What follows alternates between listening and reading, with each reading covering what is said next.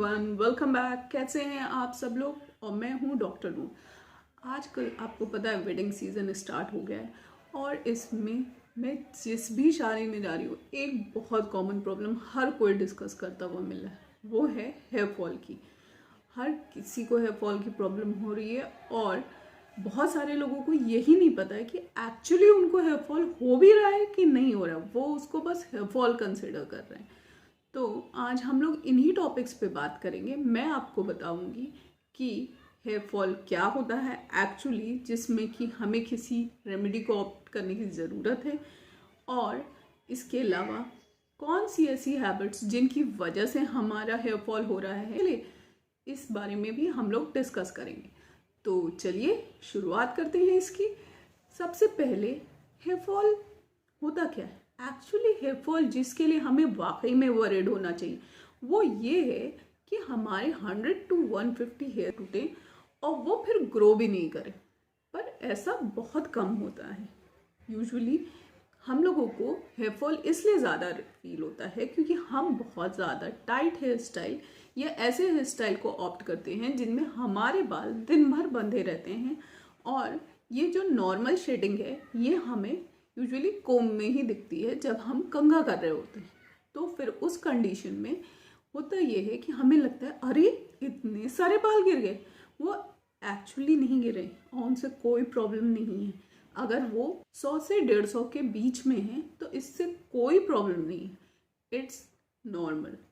लेकिन अगर ये इससे ज़्यादा है या इतने ही हैं और ये रीग्रो नहीं हो रहे हैं तो भी प्रॉब्लम है।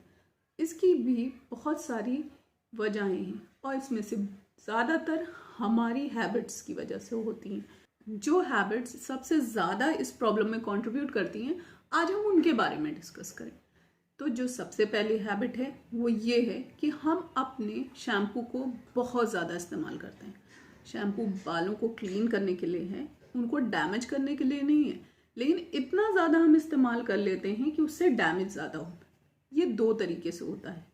पहला, क्वांटिटी बहुत ज़्यादा इस्तेमाल कर लें। तो शैम्पू हमें कितना यूज़ करना है इसकी भी एक क्वांटिटी है कि सबसे घने बाल और सबसे ज़्यादा लंबे बालों के लिए भी सिर्फ 1 रुपए के 2 सिक्कों के बराबर शैम्पू सफिशिएंट होता है। दूसरी बात यह है कि शैम्पू कहाँ इस्तेमाल करना है। शैम्पू हमेशा जड़ों में लगना है, लेंथ में या टिप पे नहीं लगना है। शैम्पू को सिर्फ जड़ों में लगाइएगा और जो पानी उसको वॉश ऑफ करने में बहेगा उसी से बाकी पूरा हेयर क्लीन हो जाता है। तो ये दो बहुत कॉमन मिस्टेक्स हैं जिनकी वजह से हम एक्सेसिव शैम्पू का यूज़ कर लेते हैं। इसके बाद जो अगली मिस्टेक हम लोग करते हैं वो ये है कि हम कंडीशनर यूज़ नहीं करते प्रॉपरली। कंडीशनर को जो है इस्तेमाल करने के लिए 1 सिक्के के बराबर, 1 रुपए के 1 सिक्के के बराबर कंडीशनर लेके अपने हैंड में रब कर लेना है और इसको बालों की जो लोअर एंड है 1/4 एंड उसमें अप्लाई ज़्यादा करना है। बेसिकली कंडीशनर उसी पार्ट के लिए होता है। और उसके बाद जो थोड़ा बहुत बच जाए उसको ऊपर की लेंथ में यूज़ करना है। कंडीशनर को रूट्स के पास नहीं इस्तेमाल करना है। और कंडीशनर वो लोग ज़रूर इस्तेमाल करें जो अपने हेयर को किसी भी तरह का कोई भी ट्रीटमेंट दे रहे हों, चाहे वो स्ट्रेटनिंग हो, हेयर कलर हो या कर्लिंग हो। इसके अलावा जो एक मिस्टेक हम लोग बहुत फ्रिक्वेंटली करते हैं वो ये करते हैं कि हम अपने बालों को धुलने के बाद टाल में बहुत देर तक लपेट के छोड़ देते हैं। तो ये नहीं करना है क्योंकि इससे हमारे बाल पीछे की तरफ प्रेशर के साथ खींचते हैं और हेयर फॉल बहुत ज़्यादा बढ़ जाता है। तो यूजुअली किसी सॉफ्ट क्लॉथ का इस्तेमाल करें। अगर टी शर्ट हो कोई पुरानी या कोई पुराने कपड़े हों जो सॉफ्ट हों और जो पानी को ईजिली एब्जॉर्ब कर लेते हों, उनका इस्तेमाल करें और वो भी कम से कम टाइम के लिए इस्तेमाल करें, जितना जल्दी हो हेयर को ओपन कर। इसके अलावा जो हम एक मिस्टेक करते हैं वो ये करते हैं कि हम अपनी हेयर को सन रेज के डैमेज से प्रोटेक्ट नहीं करते। जिस तरह से सन रेज हमारी नॉर्मल स्किन को डैमेज करती हैं उसी तरीके से ये सन रेज हेयर को भी डैमेज करती हैं। तो इससे हमें अपने बालों को बचाना चाहिए। इससे बचाने का सबसे आसान तरीका यह है कि आप जब कभी भी धूप में जा रहे हों तो बालों को कवर करें, और इसके लिए आप स्कार्फ, हैट या ऐसी किसी भी चीज़ का इस्तेमाल कर सकते हैं। सन में कम से कम हेयर का एक्सपोजर होना चाहिए। और इसके अलावा जो अगली मिस्टेक हम करते हैं वो ये है कि हम बहुत फ्रीक्वेंट ड्रायर करते रहते हैं।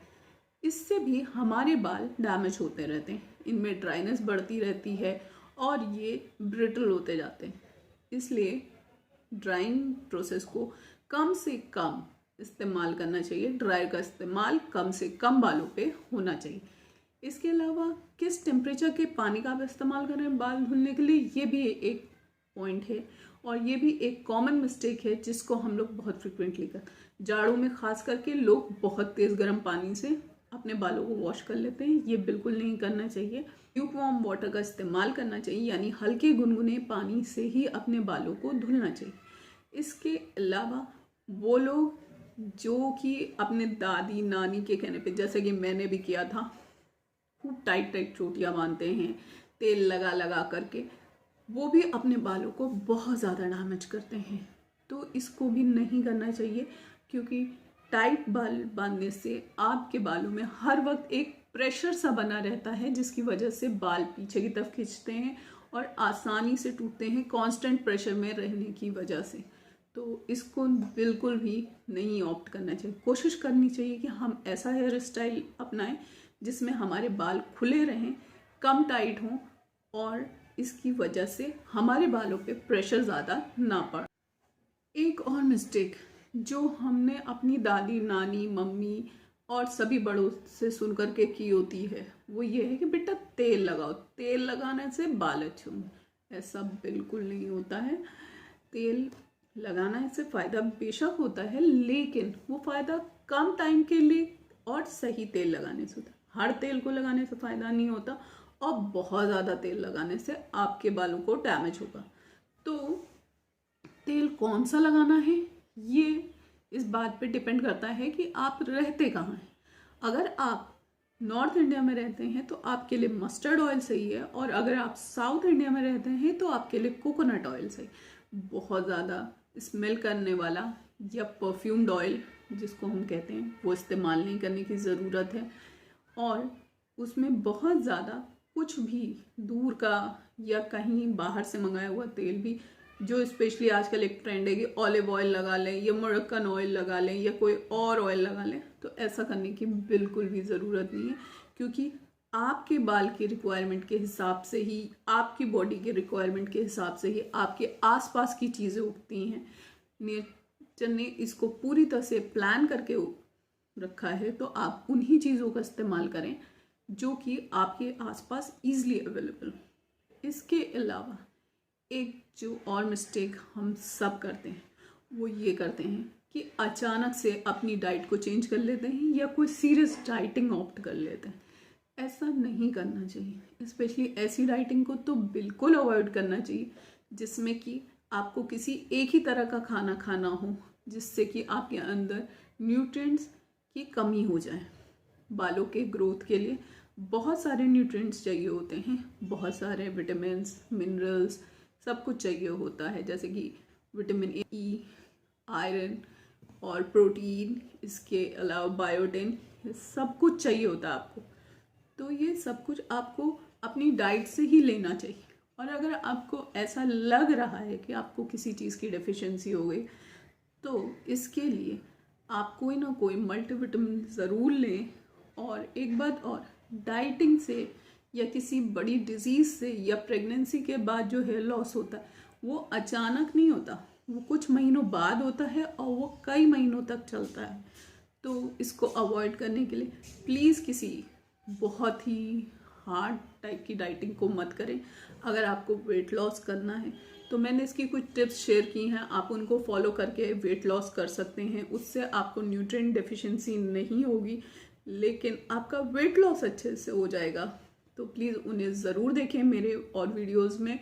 और इसके अलावा प्लीज़ ये ध्यान दें कि आप अपनी बॉडी को न्यूट्रिएंट डेफिशिएंट मत होने दें, यानी कि सभी तरह के विटामिन, सभी तरह की चीज़ें आपको मिलती रहनी चाहिए।